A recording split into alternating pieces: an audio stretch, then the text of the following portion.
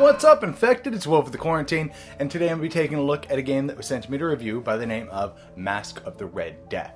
And right out of the gates, I'm going to mention that I am super ashamed, and I'm very sorry for anybody who watched the unboxing. I did not realize that this was based on Edgar Allan Poe's Masque of the Red Death.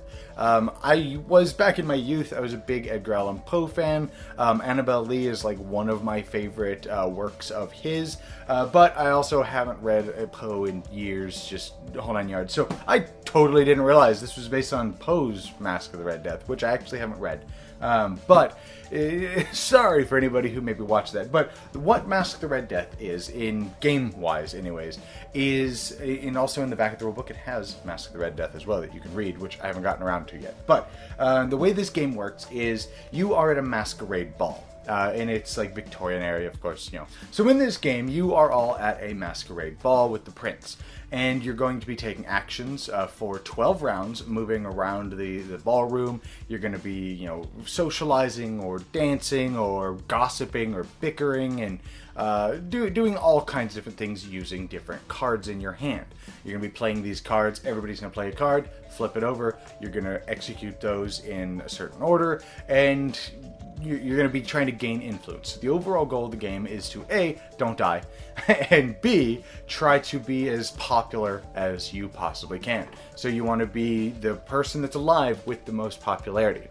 Now, throughout the course of the game, the Red Death is going. At the beginning of the game, you're going to set out a bunch of cards to the Red Death, 2 for every time, and there's everything from 12 to 12, 10, 12, 20, 30, 40, and 50, and there's going to be 2 cards, which means that 2 rooms every 10 minutes he's going to go to once the clock strikes midnight, which is after your 12 turns, because masquerade balls apparently last forever. Once you've done all 12 of your turns, now you're going to be programming, and you can do the programming throughout the course of the game as well, but you're going to be doing this programming of 4, 12, 12, 10, 20, 30, and 40, and 50. Where are you going to be moving clockwise or counterclockwise in order to not be in the same room as the Red Death? Throughout the course of the game, you're going to be able to look at cards that other people have, which if they have them, obviously the Red Death can't be there. So you're going to be able to narrow down kind of where he's going to be, where he's not going to be, and make your judgment based on that.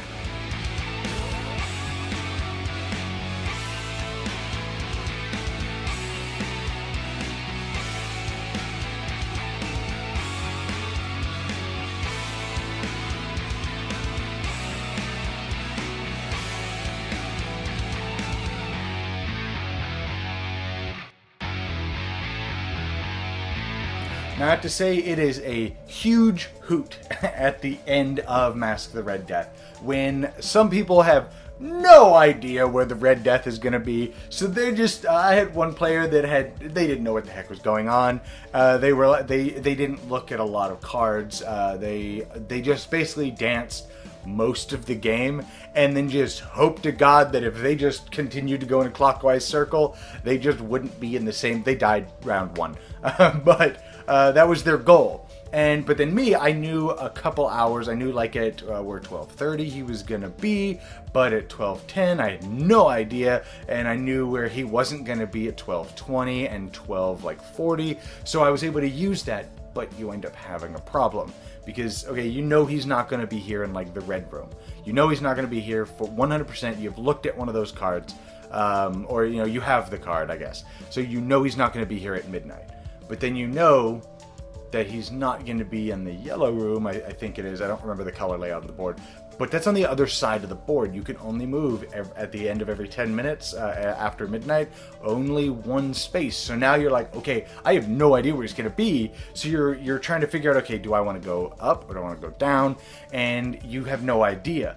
Maybe somebody else does, but you don't get to see what their program is until after they reveal. And that's where the key of this game comes from, because you're using very, very limited knowledge, because throughout the course of the game you're only getting 12 actions. So do you use those to look at a whole bunch of cards, but then you don't have that many points, so somebody else that was a little more ballsy and took a little bit more risk, they had more points and somehow stayed alive?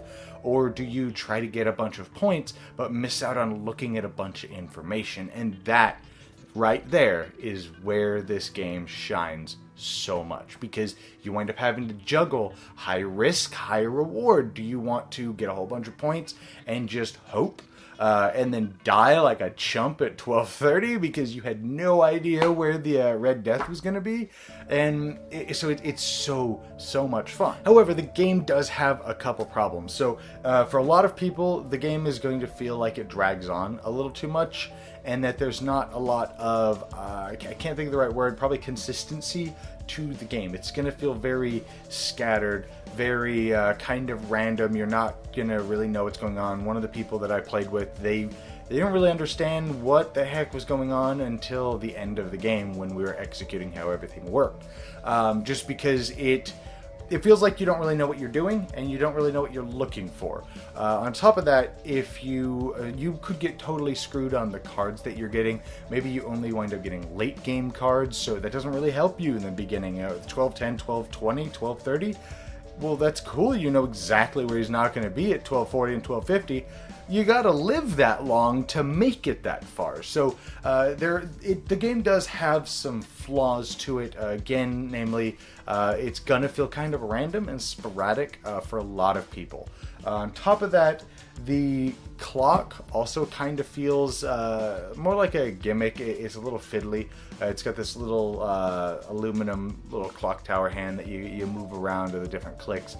Half the time we just totally didn't use it because the prince, he moves around as well, and basically you put out 12, or you put out the 12 different tokens of where he's going to be on the mat, and we just kept track of the time that way. Well, the clock is a cool idea. It felt pointless and like it didn't need to be there. However, the artwork in the game is fantastic. It definitely fits the theme and fits the feel of, an Edgar Allan Poe piece. It's got that very grimy, very dark, very kind of twisted look to it. And then on top of everything, I forgot to mention, the cards that you have, everybody has the same cards. And 2 of them you're always going to get back. So you can keep playing the same card over and over again, but most of the cards you don't get back. And everybody's also going to get 1 special card that only they have. And when you play them, they usually give you super cool abilities. Now, here's where another problem comes from. The rulebook doesn't specify, from what I was able to tell, it doesn't specify some of those cards, such as like persistent effects, or what I understand to be persistent effects, and it never really talks about them. We assumed that when you play it as your action, it stays in effect, and you just always get to do that thing as well as play a normal card, which also makes some of those cards way more powerful than others. And the rulebook, it would have been nice, just even though that's probably how they work. But there's no reason not to use those cards round 1. If they have a persistent effect that happens every round, just use it round 1. There's no reason not to. The longer you wait, the less advantage you're gonna be able to take of it. It would have been nice if the rulebook specified that just a little bit more, because I hate having to add guesswork into whenever I'm trying to review a game or play a game in general. Even if it's one of these back here, I don't like guesswork in my games. Other than that, the game is a pretty fun game. It does have flaws. It does feel like it, sometimes drags on a little bit. And until that last little bit, some people may also be very bored with it because it's a little on the slow side. But then when that last like 10, 15 minutes of that game comes out, and you're marking the clock, you move the clock up 1, you flip over those 2 cards and go, all right, he's going here, you're dead. Goes here, you're dead. All right. Everybody now moves clockwise or counterclockwise, or they stay in the same spot if they didn't put a token there. Okay, well, now he goes here. Oh, nobody dies. He goes here. Oh, guess what? The guy who has the most points just died. He's out of the game. So there is player elimination, as I mentioned, but it's not a problem. It's literally the last 10 minutes of the game. You're eliminated, and you laugh because, I didn't think about that, or something like that. So it has problems. It does have some flaws, but it is a good, fun party game. On top of that, it also plays 7 players, which is really cool because a lot of my 7 players, you know, anything that plays more than 6 is usually games like Secret Hitler, The Resistance, stuff like that, which are just big social deduction games. This is more of a gamey game that plays up to 7 players, which is really cool. I haven't played it with less than, I think, 6. I played it with 5 and I played it with 6. And it played good at both of those. And it is a good fun game, but again, it does have some flaws that are gonna turn some people off. Anyways, I hope you guys enjoyed this video, and I'll see you guys next time in the quarantine.